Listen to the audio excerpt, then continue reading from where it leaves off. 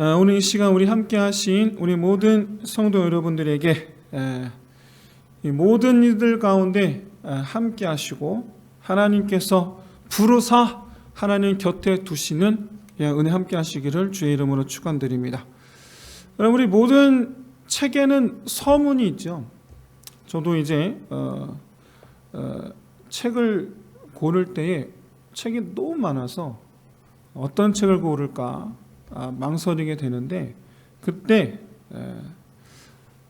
항상 서문을 좀 살펴봅니다. 책 제목을 보고, 그리고 이 내용이 어떤 내용일까 파악하는 데 있어 가장 도움이 되는 것이 바로 서문이죠. 그래서 이 저자가 책을 쓴 이유, 그리고 앞으로 이 책의 방향성들이 기록되어 있기 때문에 항상 이게 책을 고를 때는 항상 서문을 봅니다.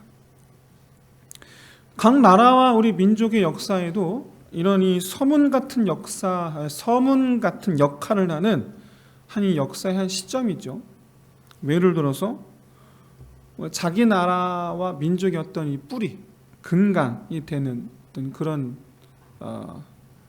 일들이 있는데, 우리나라는 뭐 단군 신화겠죠. 홍익기간 그런 부분들. 심지어 우리 아주 짧은 역사를 갖고 있는 이 미국의 경우에는 조지 워싱턴이나 아브라함 링컨의 어떤 민주주의 정신, 그것을 일단 근간으로 나라의 어떤 이 정체성이죠. 나라의 어떤 근간으로 삼고 있습니다. 이렇게 각 나라마다 신화나 건국 이념 이런 것들이 그 나라의 정체성 또는 그 나라 사람들을 끈끈한 어떤 유대 관계를 갖도록 하는데 아주 중요한 매개체 역할을 합니다. 근데 이스라엘도 이스라엘 민족이라는 정체성, 그리고 어떤 이런 선민의식을 이스라엘 하나의 공동체로 묶어주는 어떤 그런 이 정체성이 형성된 그런 시점이 있는데, 바로 그 광야 시대예요. 광야 시대. 그때가 특별히 그 중에서도 시내산에 있을 때, 시내산 시대 이렇게 말씀드리고 싶습니다.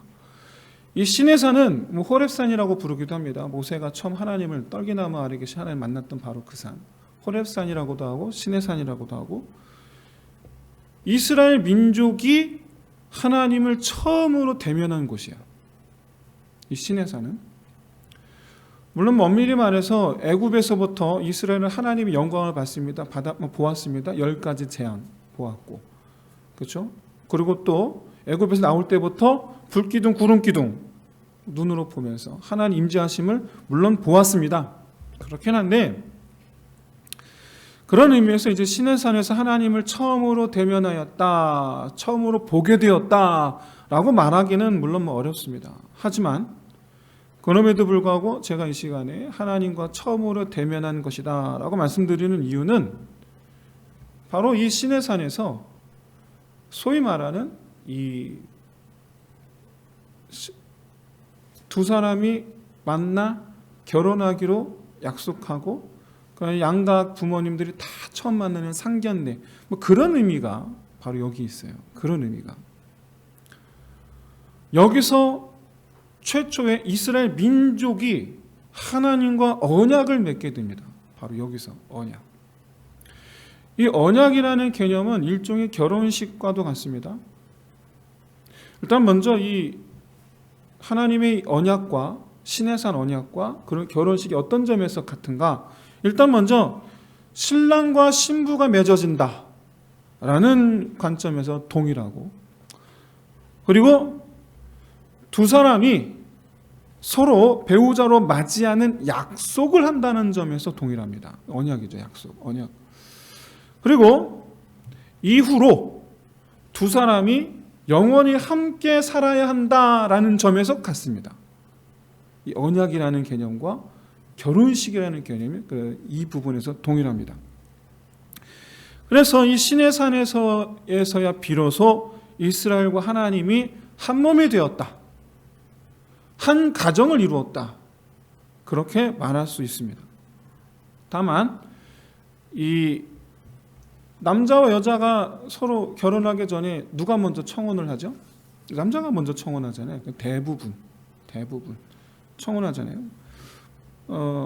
이 하나님과 이스라엘 백성의 이 결합에 있어서 누가 먼저 그럼 제안을 한 것이냐, 누가 먼저 청혼을 한 것이냐?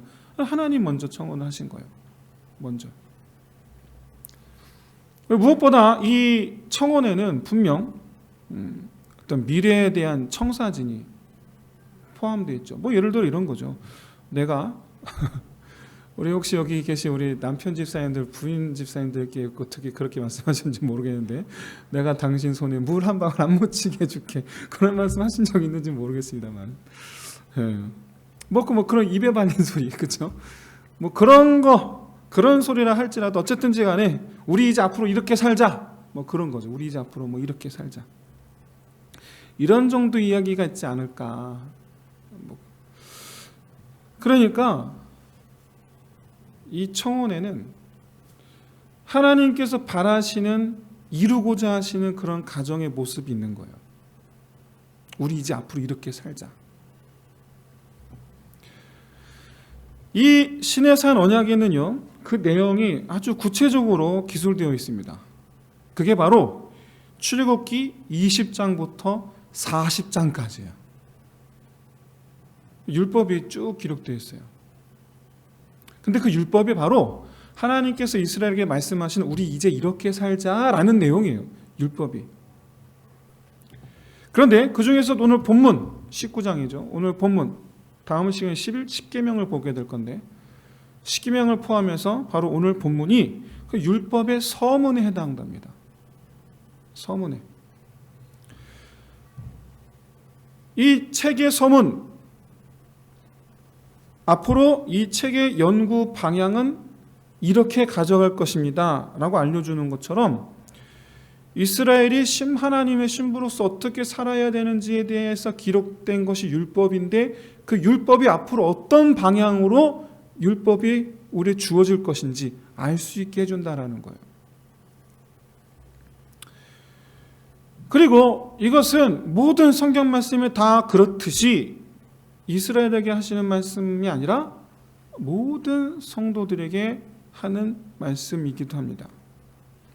그러니까 오늘 보면은 우리 그리스도인들이 살아가야 할 방향성이자 동시에 우리가 품고 살아야 할 정체성이라는, 우리의 정체성. 특별히 오늘 말씀을 이 새해 첫 예배죠. 즉 오늘 첫 예배. 올해 한 해를 살아가는 내 그 인생의 방향으로 여러분 결단할 수 있으시기를 진심으로 소원합니다. 오늘 본문에서 하나님은 뭐 모든 걸 다 거두절미하고 모세에게 먼저 이렇게 말씀하시죠. 너는 가서 이스라엘 자손들에게 전하라. 그러면서 크게 네 가지를 말씀하고 있습니다. 네 가지. 첫 번째는 4절 말씀이죠. 하나님께서 이스라엘을 어떻게 하나님께로 인도하셨는지를 기억하라는 거예요. 두 번째는 5절 말씀이죠. 내가 세계를 주관하니 내 언약을 지키면 내 소유가 되게 하시겠다. 소유가 되게 하시겠다. 6절, 세 번째는 6절이죠. 제사장 나라가 되게 하겠다. 그리고 네 번째, 역시 6절입니다. 거룩한 백성이 되게 하시겠다. 이 네 가지를 가서 전하라는 겁니다. 그러니까 이스라엘이, 하나님께서 이스라엘을 부르신 이유가 이 네 가지인 이거예요. 이 중에서 먼저 우리 4절 말씀을 보시면, 하나님께서 이스라엘을 구원하시고 애굽의 손에서 이스라엘을 하나님께서 인도하셨다라는 것은 곧 하나님께서 이스라엘을 구원하신 목적이 하나님 곁에 두기 위해서라는 거예요. 하나님 곁에 두기 위해서. 사랑하는 성도 여러분, 구원은 천국 가는 게 구원이 아니고, 구원은 하나님 곁에 서는 것이 구원인 줄로 믿습니다. 지난주 우리 마더와이즈 시간에도 말씀드렸듯이 구원은 하나님과 한 상에 앉는 거예요. 한 상에, 한 식탁에 앉는 거예요. 그게 구원이에요. 우리는요, 현재 전 세계에서 유례를 찾아볼 수 없는 그런 분단 국가에서 살고 있습니다. 우리는 잘 못 느끼시죠, 지금? 우리가 이제 분단 국가에 있다라는 걸 우리는 대부분 다 평소에 잘 못 느껴요. 우리 남과 북으로 나뉘어진 우리나라는 모든 국민들이 북한에 속하든지 아니면 우리 대한민국에 속하든지 둘 중 한 곳에서 속해 살아야 됩니다. 같이 살 수가 없어요. 같이 살 수가 없어요. 왔다 갔다 살 수가 없어요.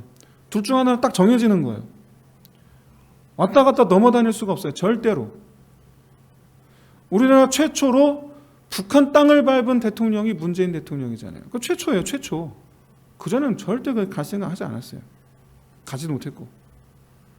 우리하고 저 북한하고 사이에 경계가 있죠. 경계가 있는데 뭐 보통 사람들 그냥 38선이라고 말하기도 하고 뭐 DMZ라고 하기도 하고 아시죠? 거기엔 여러분 군인들밖에 없습니다. 거기는 그 경계선엔 군인들밖에 없어요. 저 북한군은 우리 남쪽을 향해서 총뿌리를 겨누고 있고 우리나라 우리 대한민국 군인들은 저 북한을 향해서 총뿌리를 겨누고 있어요. 그런데 말이죠. 우리 대한민국 땅에서 살고 있는데 저 북한에서 멀어지면 멀어질수록 우리 대한민국 국민들은 안전함을 느껴요. 우리가 분단국가라는 걸 잘 몰라요. 느끼지를 못해요. 편안해요. 저 북한을 전혀 인식하지 못하고 살고 있어요. 그런데 지금 저 북한과 맞닿아 있는 지금 이 시간도 사실 지금 서로 총뿌리를 겨누고 있어요. 사랑하는 성도 여러분, 혹시 내가 지금 세상과 하나님 나라 경계에 있다고 스스로, 그러니까 내가 아직은 그래도 세상적으로 살고 있는데 하지만 그래도 나는 그래도 아직은 하나님을 믿고 있어, 이런 경계성 믿음, 이 경계성 믿음, 그래도 나는 믿음을 갖고 있어 라고 여러분 스스로 위안 삼지 마시고, 경계 잊지 마시고 그냥 아예 딱 하나님 나라 딱 중심으로 올 수 있는 저 여러분 되시기를 진심으로 소원합니다. 여러분, 세상과 믿음의 경계에는 허구나 여러분 싸움밖에 없어요. 세상은요 믿음을 미워하고 믿음은 세상을 멀리합니다. 세상과 믿음은요 견원지가 아니에요. 같이 있을 수가 없어요. 애당초 서로 섞일 수도 없고 양쪽에 한 발씩 걸칠 수도 없어요. 만약 내가 양쪽에 한 발씩 걸치고 있어 라고 생각한다면 그것은 믿음의 진영 안에서 저 세상을 그리워하거나 아니면 세상의 진영에서 믿음을 바라기 때문에 그렇게 생각하는 것 뿐이에요. 그런데 하나님께서 구원하셨다 라고 하시는 사람은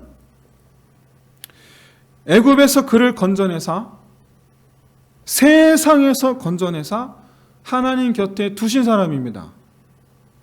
그러니까 세상에 적을 두고 있으면서 믿음의 때를 바라고 소망하는 것이 구원받은 사람이 아니라는 얘기예요. 구원받은 사람은 그 믿음의 나라, 그 중심에 세우신 사람이 구원의 사람이에요. 그게 바로 하나님 곁에 서 있는 사람, 하나님과 한 식탁에 앉아 있는 사람.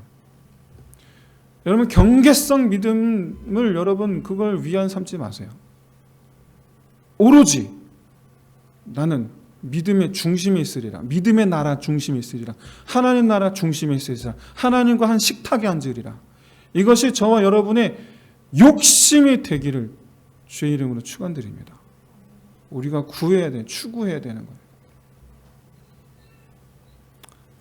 하나님께서 우리를 세우셨는데, 하나님 곁으로 부르셨는데 어떻게 불러주셨느냐? 4절 보십시오. 업어서 불러 곁에 세우셨어요. 업어서. 그러면 하나님을 알지 못하던 사람을 업어서 하나님 곁에 두셨고요. 하나님을 알았어도 지은 죄가 많아서 부끄러워 감히 올 생각도 못하던 사람을 업어서 곁에 데려오셨고요. 하나님을 인정하지도 않았고 싫어하던 사람을 어느 날 업어서 곁에 두셨고요. 하나님 곁에 있다가 세상을 사랑하여 떠났던 그 두 아들 위에 둘째 아들처럼 떠났던 그 니도 어느 날 하나님께서 다시 업어서 데려오셨어요. 그게 우리예요. 그게. 그렇게 여러분, 우리가 하나님 곁에 오고 싶어서 우리가 온 것이 아니에요. 하나님께서 업어서 데려오신 사람들이에요. 여러분, 그렇게 기꺼이 하나님께 업히는 자 되시기를 주의 이름으로 축원드립니다. 하나님께 등을 우리에게 내미시는 날. 우리가 여러분 하나님의 자녀가 되는 것은 너무나 쉽습니다. 정말 쉬워요. 우리에게 등을 내미시는 하나님의 그 등에 올라타기만 하면 돼요. 그럼 어렵지 않아요. 그리고 나서 업혀 와서 떠나지 말고 계속 하나님 곁에 서 있으면 돼요.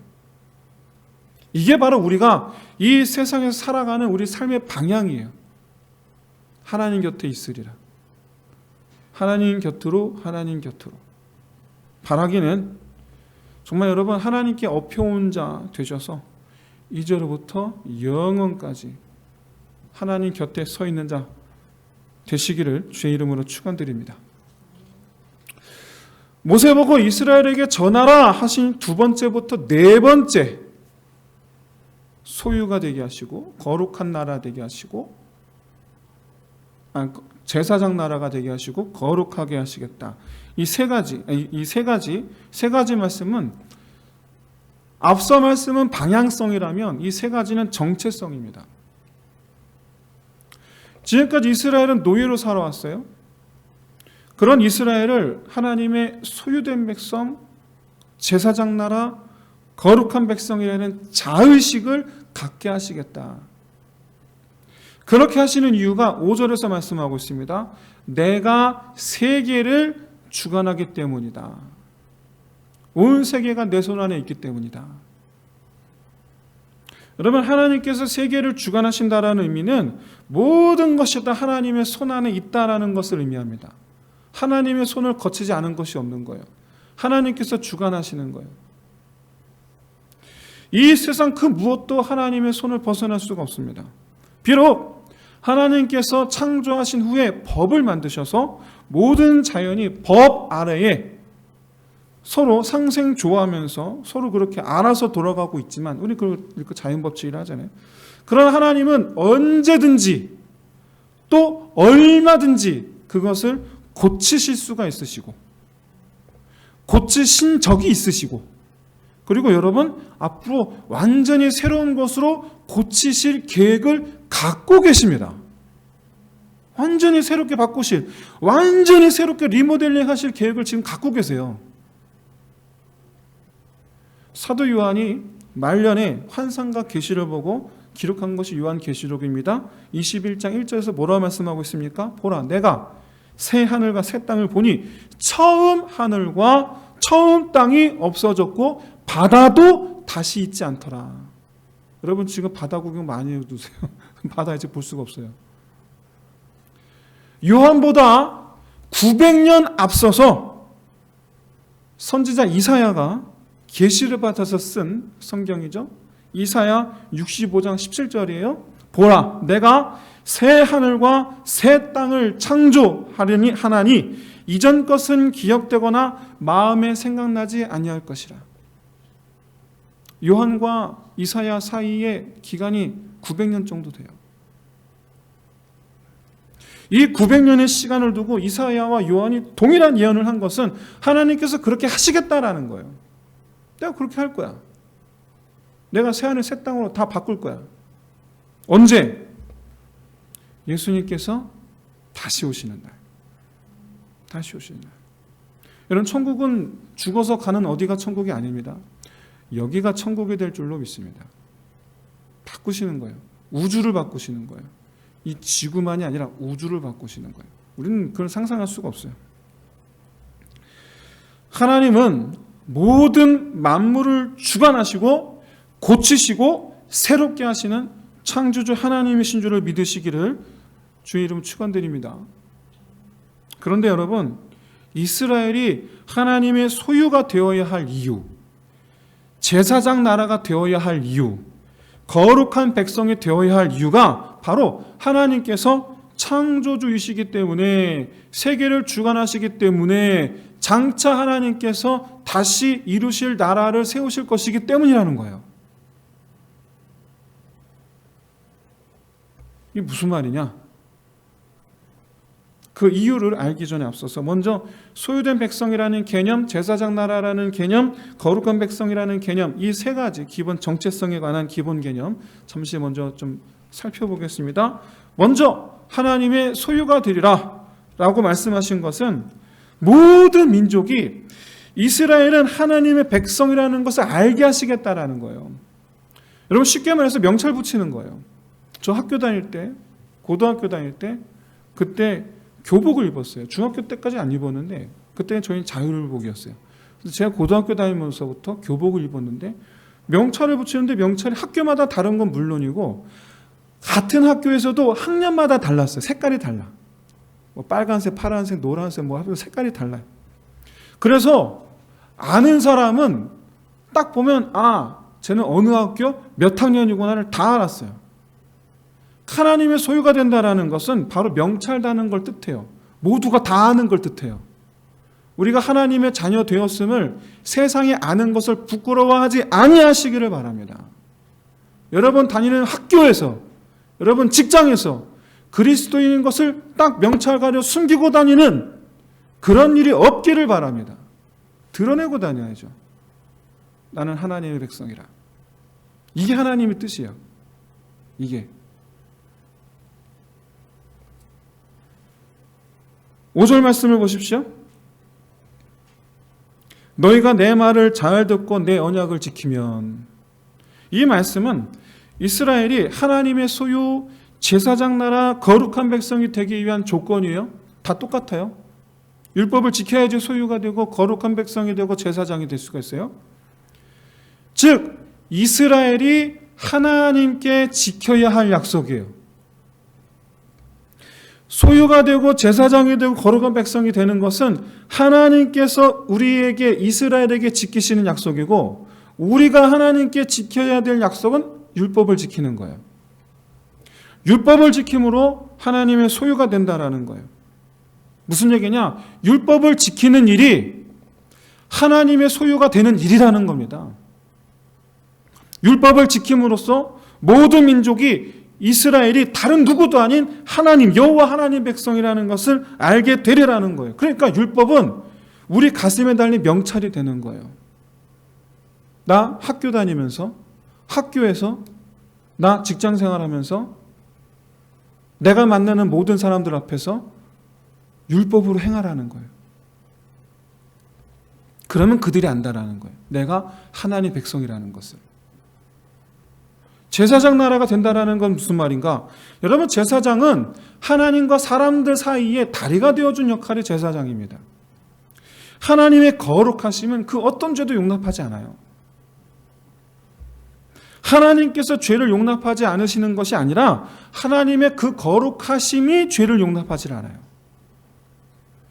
용납하지 못한다라는 것은요, 아예 들어가지 못하는 것을 의미합니다. 아예 못 들어갑니다. 들어가면 끝나는 거예요. 이것은 거룩하심 안에 들어갈 수 있는 유일한 방법이 있는데, 그건 바로 우리가 거룩해지면 그 거룩함에 들어갈 수가 있죠. 거룩함 안에는요, 거룩함만에 들어갈 수가 있어요. 다른 건 못 들어가요. 그렇기에 사람은 원래가 하나님 안에 들어갈 수가 없어요. 원래가. 하지만 하나님께서 우리 사람에게 거룩의 길을 열어주셨죠. 바로 죄를 씻는 겁니다. 죄 씻으면 거룩해지는 거예요. 이를 위해서 하나님께서 제사장을 세우셨고 백성들의 죄를 씻는 일을 하게 하셨습니다. 그래서 제사장의 의미는 하나님과 백성들 사이에 서 있는 자예요. 그런데 이스라엘의 제사장 나라가 되게 하시겠다라는 거예요. 율법을 지키면 제사장 나라가 된다라는 거예요. 율법을 지키는 이스라엘을 통해서 이방 민족이 죄사함을 얻게 하시겠다. 율법은요, 죄를 비추는 거울입니다. 그래서 시편 34편 8절에서 율법에 비추어 허물이 없는 사람이 됨으로 말미암아 그런 우리를 통해서 많은 이들이 하나님의 선하심을 맛보아 알게 하시고, 시편 36편 7절에서 그런 그들이 하나님의 날개 아래 모이게 하시기 위해서, 사람들이 하나님께로 마음을 돌이키게 되는 계기는 우리가 하나님 율법을 지킬 때입니다. 아시죠? 지금 현대시대는요, 오히려 세상의 교회 보고 말합니다. 뭐라고요? 교회가 교회다우라고. 믿는 자들이 믿는 자들다우라고. 우린 보고 싶다고. 오히려 세상이 우리에게 그렇게 말하고 있어요. 똑같이 돈 좋아하고, 똑같이 욕심 부리고, 똑같이 음란하고. 사랑하는 성도 여러분, 성결하고 정결하고 거룩한 자, 율법을 지키는 저와 여러분 되시기를 주의 이름으로 축원드립니다. 우리가 그렇게 할 때에, 교회가 그렇게 할 때에 세상 사람들 가운데 많은 이들이 구원 얻게 될 줄로 믿습니다. 그렇게 우리가 제사장 될 줄로 믿습니다. 세 번째, 같은 맥락이죠. 거룩한 백성이 되라는 건 말 그대로 우리가 율법을 지킴으로 우리 자신이 거룩해지는 거죠.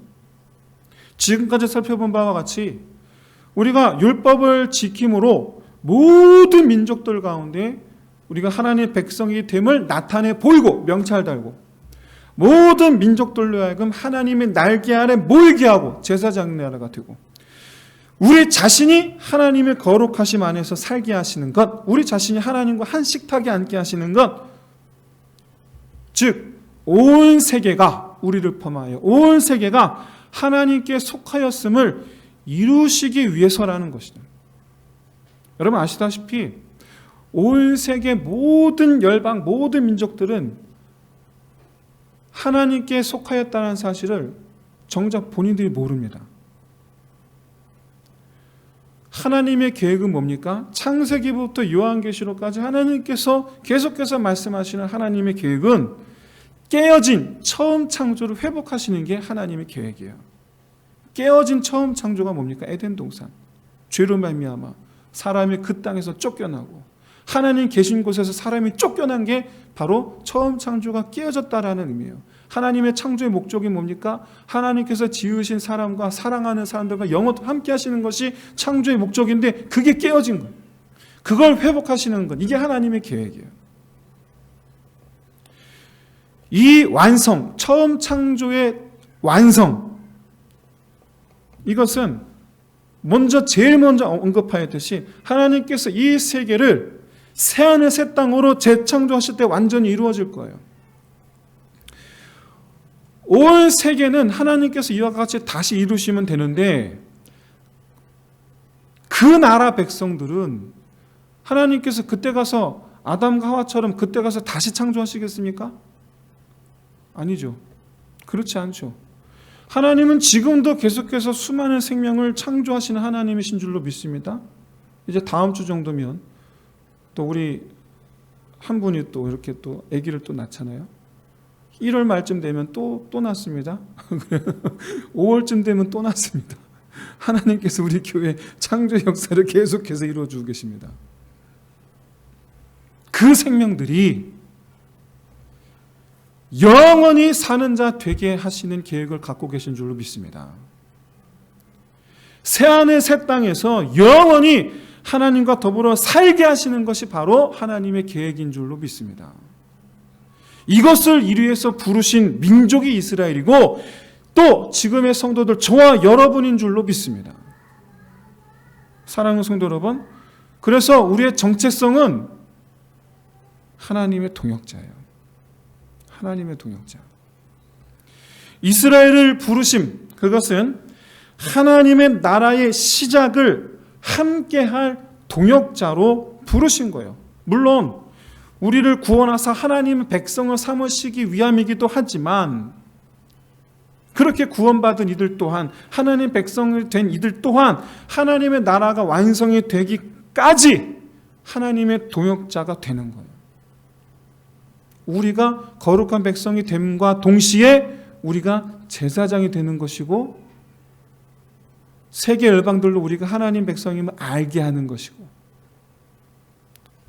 우리를 구원하시면 우리를 자녀 삼으시기 위함이기도 하지만 더불어 하나님의 동역자로 삼으시기 위함이다.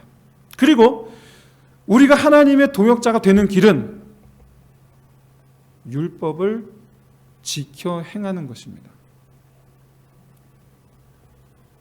첫째, 하나님을 사랑하라. 둘째, 이웃을 사랑하라. 이것이 율법의 완성이니라. 이 말씀을 지키는 것이 곧 우리가 거룩하여지는 길이고, 우리가 제사장이 되는 길이고, 우리가 하나님의 소유된 백성이 되는 길이에요. 열방들이 우리가 하나님의 자녀인 것을 아는 길이에요.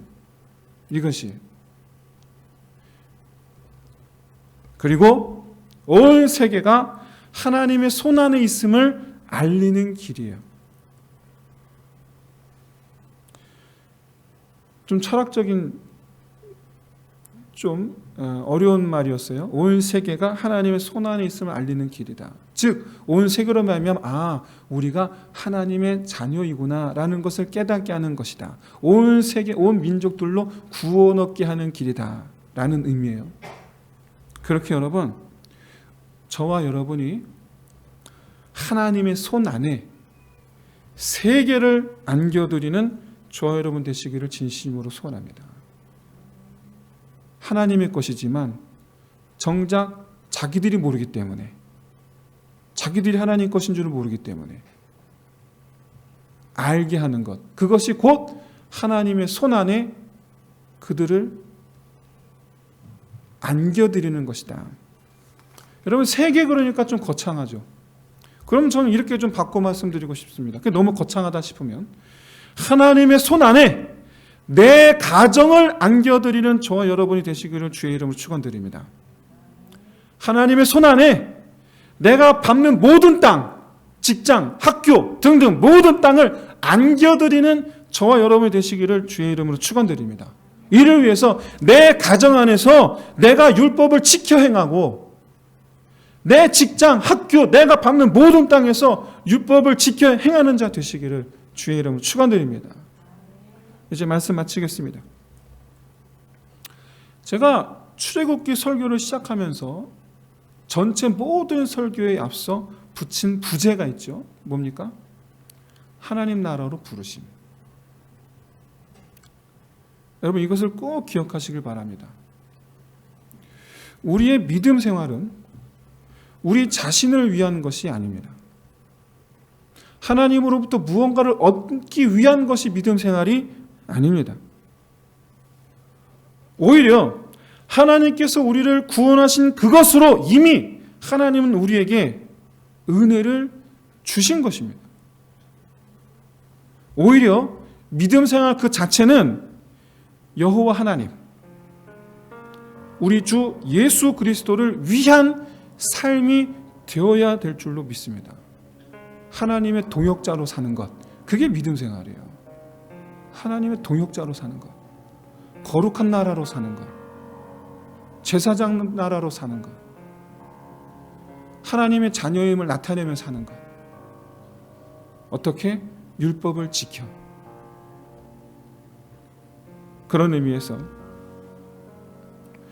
이제로부터 영원까지 하나님의 동역자가 되기로 작정하는 저와 여러분 되시기를 주의 이름으로 축원드립니다. 여러분, 이 시간 우리 함께 기도합시다. 이를 위하여서 주여 나로 먼저 율법을 알게 하여 주옵소서. 몰라서 이런 기도하자는 게 아닙니다. 율법이 내 안에 새겨져야 될 줄로 믿습니다. 내 마음에 새겨지고 내 생각에 아로 새겨지고 내 삶에 새겨지게 되기를 주의 이름으로 축원드립니다. 율법을 알게 하옵소서. 두 번째로 그 율법을 행하는 자가, 내 삶 속에서 행하는 자가 되게 하옵소서. 사랑하는 성도 여러분, 가정 안에서 마음은 원인데 율법이 잘 되지를 않아요. 이웃을 사랑하라. 근데 그 사랑이 잘 되지를 않아요. 실천이 되지를 않아요. 이유가 있어요. 근데 그 이유를 변명 삼아서 우리는 하지 않아요. 근데 그것이 변명되는 이유가 되지 않기를 바랍니다. 남편이 이랬어요. 아내가 나한테 이래요. 여러분, 그게 이유가 되지 않길 바랍니다. 남편이 이랬어요. 그래도 사랑해. 아내가 내 자존심을, 그래도 사랑해. 그런 것들이 이유가 되어서 사랑하지 못하는 것이 아니라 그럼에도 불구하고 율법을 행할 수 있는 두 번째 기도 제목입니다. 율법을 행하게 하옵소서. 세 번째, 내가 받는 모든 지경을 하나님 손안에 드리는 삶이 되게 하옵소서. 우리 함께 이 시간에 세 가지 기도 제목 가지고 우리 함께 기도하겠습니다. 할렐루야. 하나님 아버지, 이 시간 하나님 주신 말씀을 붙잡습니다. 우리를 부르신 이유가 무엇이었던가, 이제 앞으로 우리가 어떻게 살아야 되겠던가, 우리의 믿음 생활이 어떤 모습이어야 되겠던가, 하나님 아버지, 오늘 이 시간 우리를 깨닫게 해주시니 감사합니다.